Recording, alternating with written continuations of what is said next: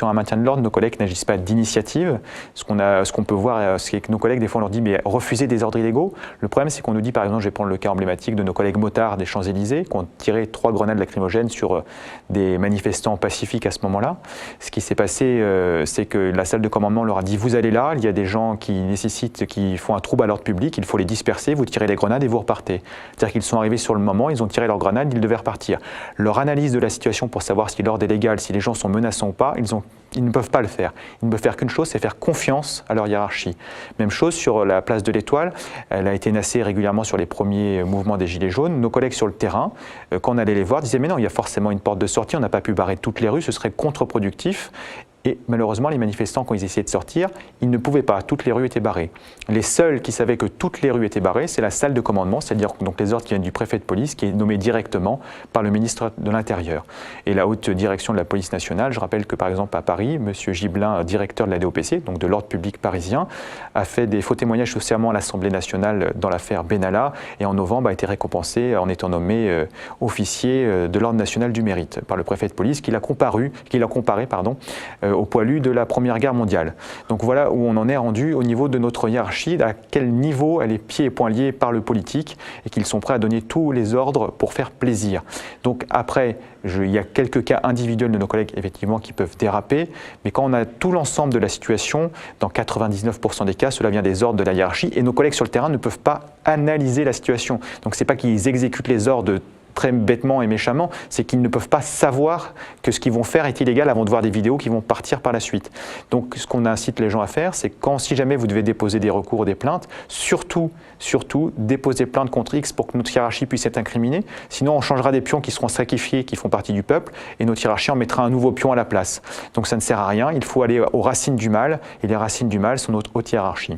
Il y a la deuxième chose, des collègues qui sont également envoyés faire du maintien de l'ordre sans formation, comme il n'y a plus personne à chaque fois qui mobilise 80 000 personnes sur les manifestations Gilets jaunes, ils sont obligés de prendre des collègues de la BAC, des collègues de commissariat, et on arrive à des choses parce que les collègues ne sont pas formés à ça. Après on les invite bien sûr à utiliser leur droit de retrait parce qu'ils n'ont pas été formés, mais c'est très compliqué de résister à la pression hiérarchique qu'on peut subir. On aimerait bien que ce soit nos missions, voilà, gardien de la paix, c'est pour ça qu'on est rentré.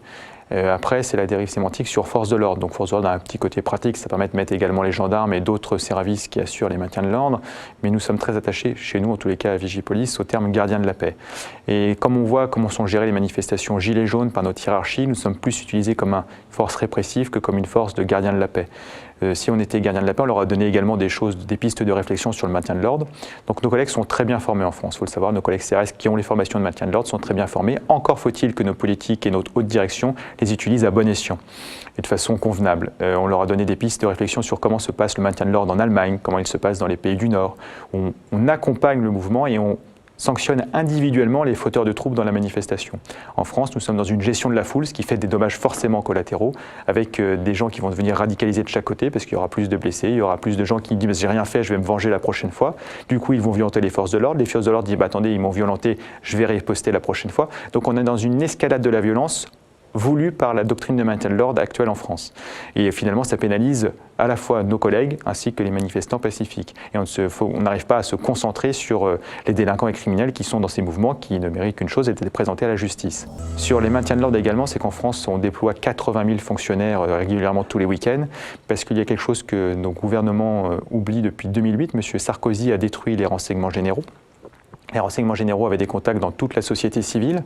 Donc sur un mouvement comme les Gilets jaunes, on aurait forcément connu des gens des Gilets jaunes qui nous auraient prévenus pour que ça se passe bien en amont et que le jour J, on se connaît et puis c'est beaucoup plus facile d'avoir des gens en face qui ont déjà fait connaissance dans un contexte tranquille et calme. Et à l'heure actuelle, on n'a plus ce réseau. C'est-à-dire qu'on n'est plus, le gouvernement est obligé d'avancer en aveugle et du coup, ils doivent déployer des fonctionnaires partout et n'importe comment plutôt qu'aux endroits sensibles contre les personnes qui peuvent être dangereuses.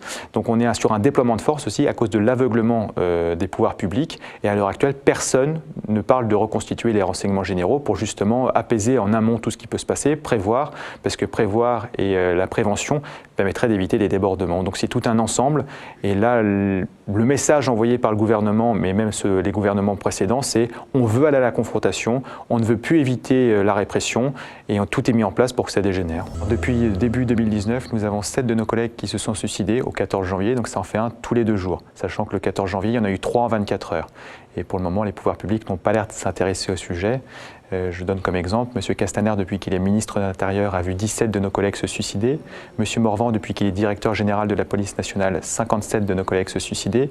Et M. Macron, depuis qu'il a été élu, il a vu 75 de nos collègues se suicider. Là, il y a une recrudescence. L'année dernière, sur l'année 2018, nous avons eu 36 de nos collègues qui se sont donné la mort. Et là, l'année commence très fort. Donc en général, c'est une perte de sens de leur métier, des pressions hiérarchiques. Et avec ce qu'on nous fait faire en ce moment, c'est pas forcément facile.